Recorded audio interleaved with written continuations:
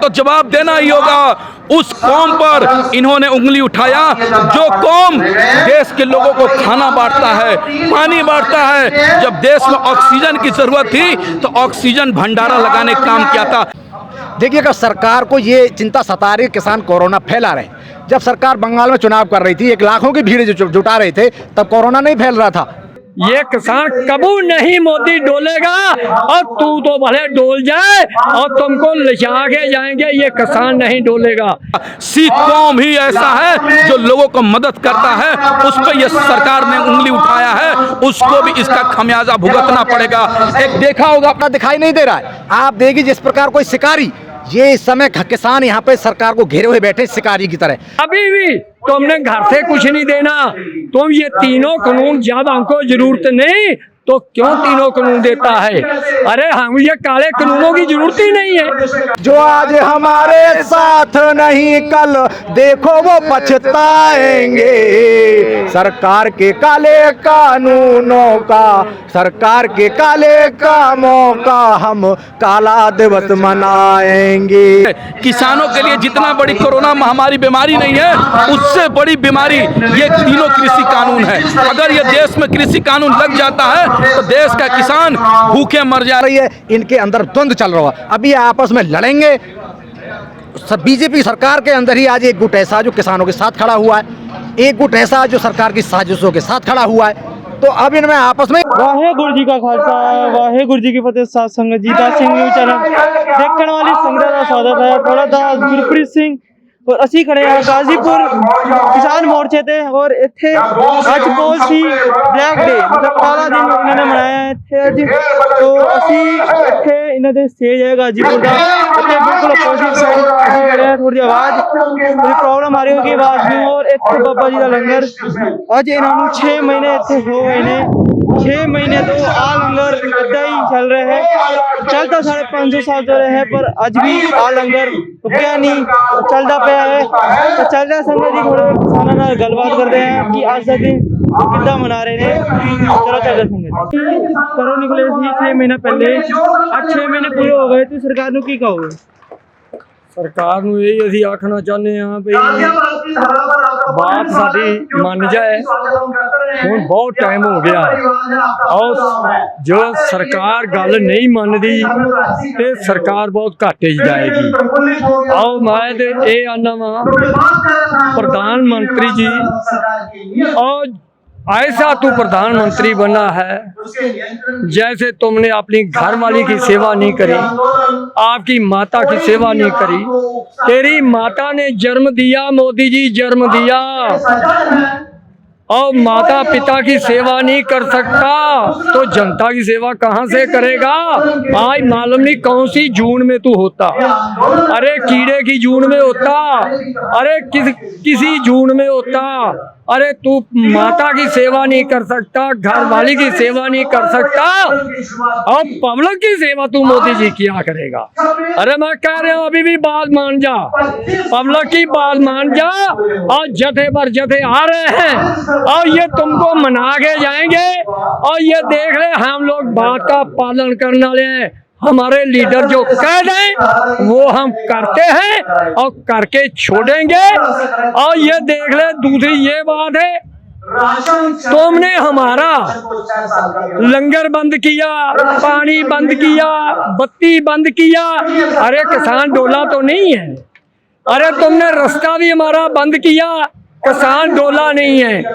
ये किसान को भगवान ने ऐसी बुद्धि दिया है, ये किसान कबू नहीं मोदी डोलेगा और तू तो भले डोल जाए और तुमको लिजा के जाएंगे, ये किसान नहीं डोलेगा। ये मैं तुमको बताना चाहता हूँ। मोदी होश में आ जा, और तुमको इतनी जनता ने ये गद्दी दिया है, कुर्सी दिया, बैठाला है, और तुम जनता का स्वागत करो। और जैसे अभी भी तुमने घर से कुछ नहीं देना, तुम ये तीनों कानून जब हमको जरूरत नहीं तो क्यों तीनों कानून देता है? अरे हम ये काले कानूनों की जरूरत ही नहीं है। तो तुम काले कानून भैया डानी मानी को दे देना, करोड़ों पति को दे देना, हमको क्यों दे रहा है? हमको तो जरूरत ही नहीं इनकी। और तुमको यह गन्ने का पैसा भी तुम रोक लेते हो, अरे धान का पैसा रोक लेते हो, अरे ये गेहूं का पैसा भी रोक लेते हो। अरे ये हमको बताओ, ये तुम कितना तगड़ा तेरा पेट है?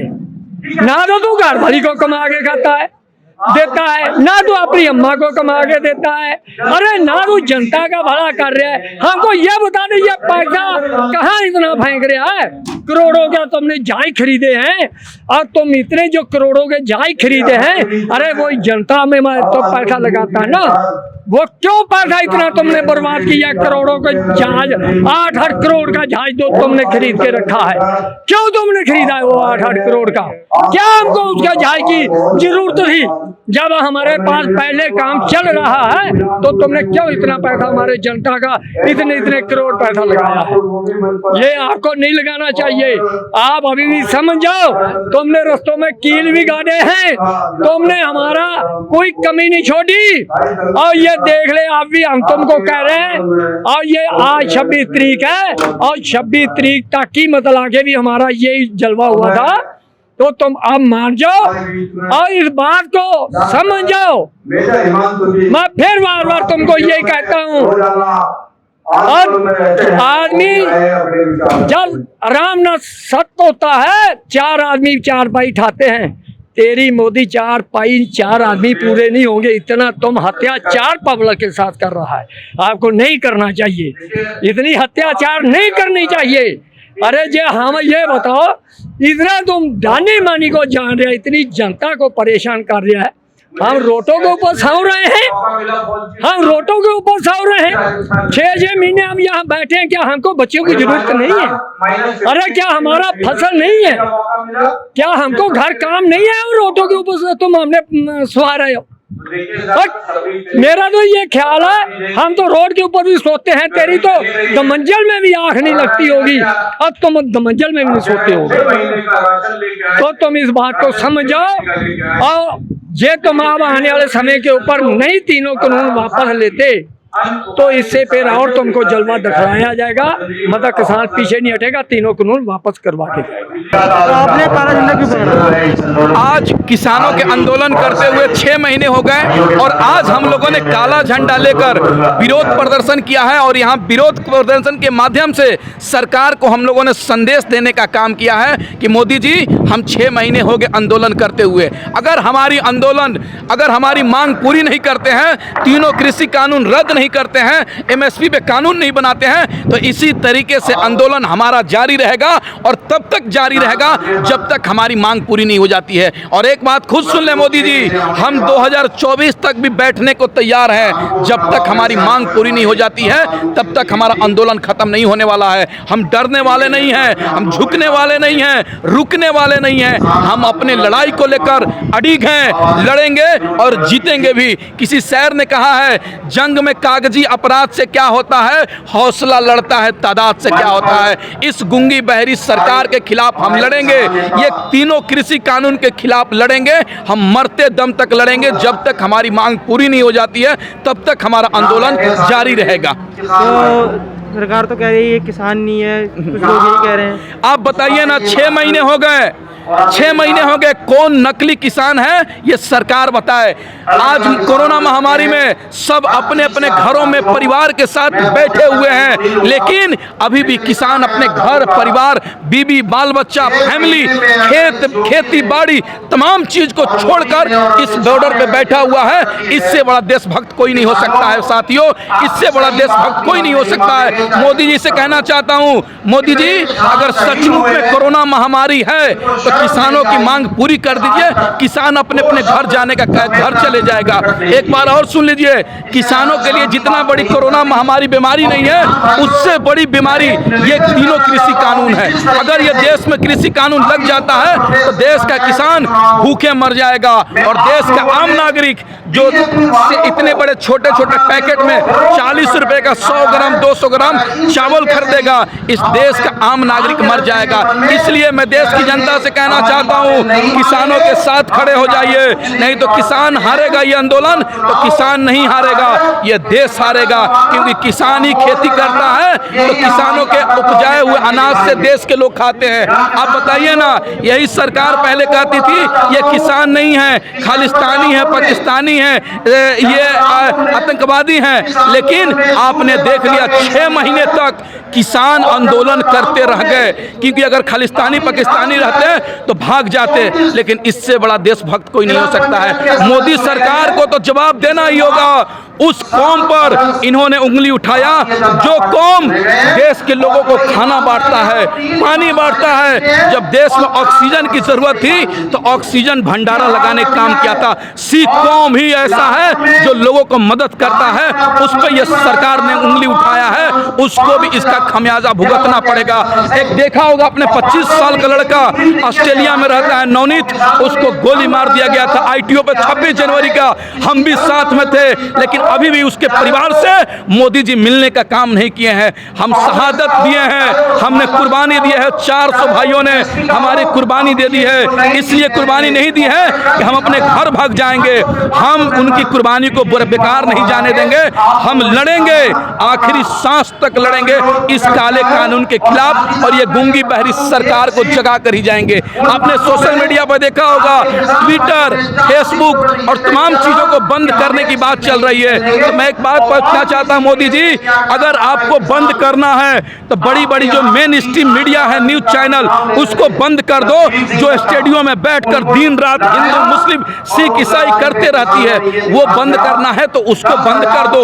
ये ट्विटर फेसबुक इसलिए बंद कर रहे हैं कि अब देश की जनता इस मोदी के खिलाफ हो चुकी है, देश की जनता किसान भाइयों के साथ खड़ी हो चुकी है, इसलिए बंद करना चाहते हैं। लेकिन आपके दबाने से नहीं दबेगा, क्योंकि एक कहावत है, नदी का रास्ता पहाड़ कभी नहीं रोक सकती है, नदी अपना रास्ता पहाड़ को चीर कर बनाता है। आज आपने ये काले झंडे ले रखे हैं, इस पर में क्या कहोगे?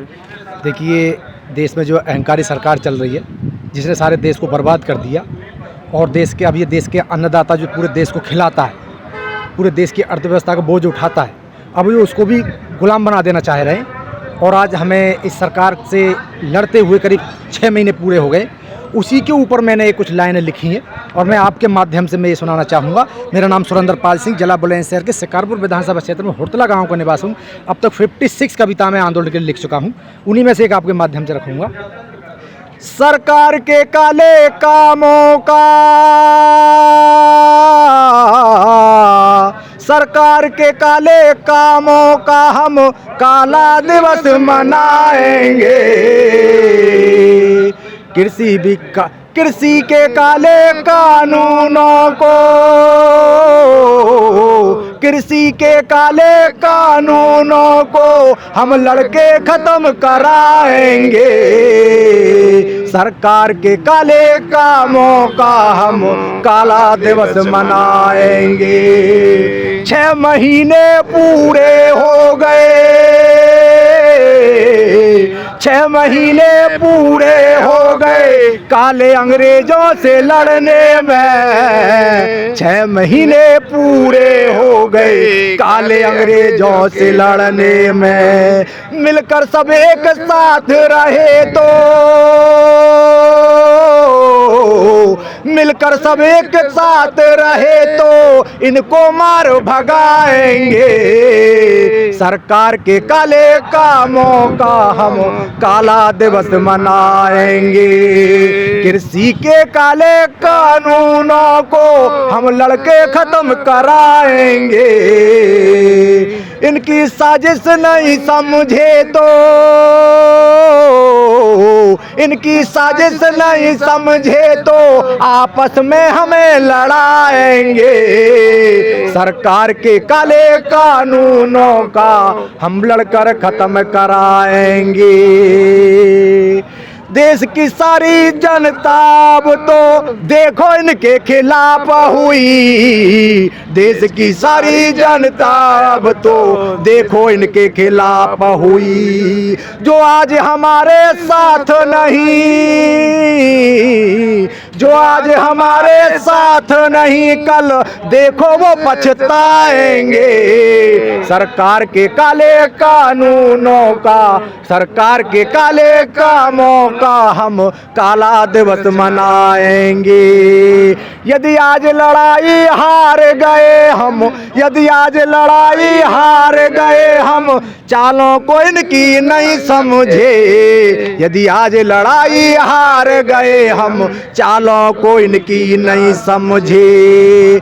आज नहीं तो कल को देखना, आज नहीं तो कल को देखना, हम सबको गुलाम बनाएंगे। सरकार के काले कामों का हम काला दिवस मनाएंगे। तो सरकार तो ये कह रही है कि ये कानून आपके पक्ष में है, साथ में आपके। देखिए, आप एक बात मान लीजिए, एक छोटा बच्चा भी इतनी बात को जानता, अगर हम उस पैसे अगर 10 का नोट लेके और 1 रुपया देना चाहें, 1 रुपया हमसे लेगा नहीं, अपना 10 का नहीं देगा। ये किसान को बेवकूफ़ दिखाई देते हैं। ये किसान इनकी नज़र में बेवकूफ़ हैं, जो 6 महीने से संघर्ष कर रहे हैं लगातार। अगर सरकार हमारे हित की होती, अगर सरकार हमारे प्रति एक तरह से कानून सही बनाए गए होते, तो इन्हें कब हम अपने मान लेते। और अगर हम उनको विरोध कर रहे हैं तो सरकार को वापस लेने चाहिए थे, क्योंकि सरकार के दिलों में साजिश है। साजिश के तहत इन बिलों को लेके आए थे, और साजिश में कैसे दिखाई दे रही है, एक मायने में आप ये समझिए कि इन्होंने आज तक जो देश के सरकारी उपक्रम थे, जो एक तरह से जो प्राइवेट संपत्ति थी, सरकारी पूंजी थी, इनको इन्होंने नीलाम करना शुरू कर दिया। इन्होंने उन उपक्रमों को भी बेच दिया जो कभी घाटे में भी नहीं चल रहे थे। रेलवे को ले लीजिए, BPCL को ले लीजिए, LIC को ले लीजिए, एयरपोर्ट को ले लीजिए, इतने इन्होंने सारे संस्थानों को बेच दिया। तो इससे इनकी साजिश का खुलासा होता है कि ये सरकार कितनी साजिश सरकार देश के खिलाफ कर रही है। तो सरकार तो ये भी कह रही है किसान कोरोना फैला रहे हैं यहाँ पर। देखिए, अगर सरकार को ये चिंता सता रही है किसान कोरोना फैला रहे हैं, जब सरकार बंगाल में चुनाव कर रही थी, 1 लाखों की भीड़ जुटा रहे थे, तब कोरोना नहीं फैल रहा था। अगर यदि सरकार को किसानों की इतनी चिंता है, ये जो बेवकूफ़ जो लोग सत्ता में जो बैठे हुए हैं, एक सलाह देते हैं कि किसान घर चले जाएं, बाद में आंदोलन कर लें, तो इनको शर्म नहीं आती ये बात कहते हुए। अरे आप बिलों को वापस ले लो ना, जितने आपने गलत काम किए उन सारे कामों पे आप पीछे कदम उठा लो, सरकार किसान अपने आप बाइज्जत वापस चले जाएंगे। तो सरकार तो चुप बैठ गई, आपको कुछ बोल नहीं रही सरकार इस बारे में। देखिए, सरकार को किसानों ने घेर लिया है, सरकार को रास्ता दिखाई नहीं दे रहा है। आप देखिए, जिस प्रकार कोई शिकारी, ये इस समय किसान यहाँ पे सरकार को घेरे हुए बैठे शिकारी की तरह। सरकार घिरी हुई है, सरकार गिरा रही है, इनके अंदर द्वंद्व चल रहा है। अभी आपस में लड़ेंगे। बीजेपी सरकार के अंदर ही आज एक गुट ऐसा जो किसानों के साथ खड़ा हुआ है, एक गुट ऐसा जो सरकार की साजिशों के साथ खड़ा हुआ है। तो अब इनमें आपस में ही लड़ाई होने वाली है, आप देखते रहिए, इनमें सिर्फ टब्बल होगी। आज 6 महीने हो गए हैं किसान आंदोलन को, इस बारे में क्या बोलोगे किसान को? देखिए, किसान आंदोलन को 6 महीने हो गए और बड़े दुख की बात है कि ये सरकार अब भी जो है किसानों की बात नहीं मान रही है। यहाँ पर जो खुले आसमान के नीचे भी पहले किसान रहे, बारिश में, धूप में, ठंड में, सब में जो किसान, ये वही किसान है साहब जिसको जो अनाज उगाता है और पूरा भारत खाता है। इस किसान की वजह से आज पूरे भारत में लोग जो है रोटी खाने का काम करते हैं, सब्जी खाने का काम करते। लेकिन ये जो तानाशाही सरकार है, ये किसान की आवाज को दबाने का काम करती है। लेकिन आज किसान ने दिखा दिया, आपने देखा होगा, शायद आज सुबह थे या नहीं थे, कि किसान शांतिपूर्वक अपने जो गाइडलाइन है उसके तहत ही, और जो अपनी जो फाउंडेशन है उसके अंदर ही जो है सरकार का पुतला दहन करने का काम कर रहे थे।